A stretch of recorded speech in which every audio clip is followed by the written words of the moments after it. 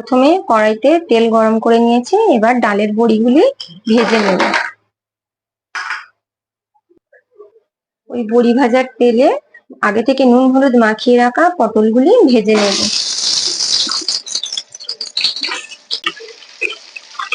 দেখুন পটলগুলি ভাজা হয়ে গিয়েছে। এবার এগুলোকে আমি একে একে তুলে নেব।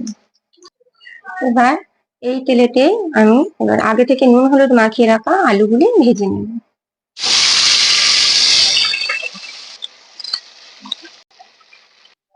আলুগুলি ভাজা হয়ে গিয়েছে, এবার আলুগুলিকে তুলে নেব।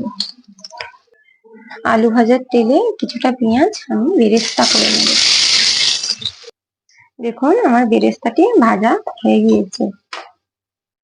এবার আমি দিয়ে দিচ্ছি একটা শুকনো লঙ্কা, একটা তেজপাতা, একটা গরম মশলা, পেঁয়াজটি লাল লাল করে ভেজে নিয়েছি। এবার দিয়ে দেবো আদা রসুন বাটা আর টমেটো। একটু লবণ দিয়ে টমেটোটা কষিয়ে নেব যাতে তাড়াতাড়ি গলে যায়।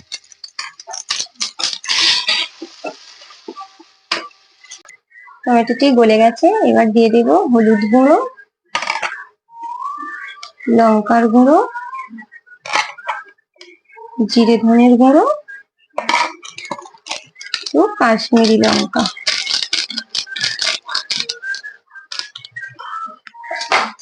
দিয়ে আবারও ভালো করে এটাকে কষিয়ে নেব।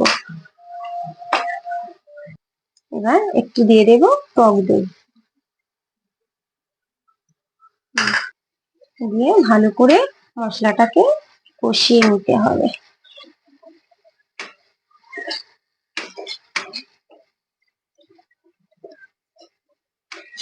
দেখুন মশলা থেকে তেল ছেড়ে দিয়েছে। এবার আগে থেকে ভেজে রাখা আলুগুলো দিয়ে দেব, ওইগুলিও দিয়ে দেব, দিয়ে ভালো করে এটাকে নেড়ে চেড়ে কষাতে হবে।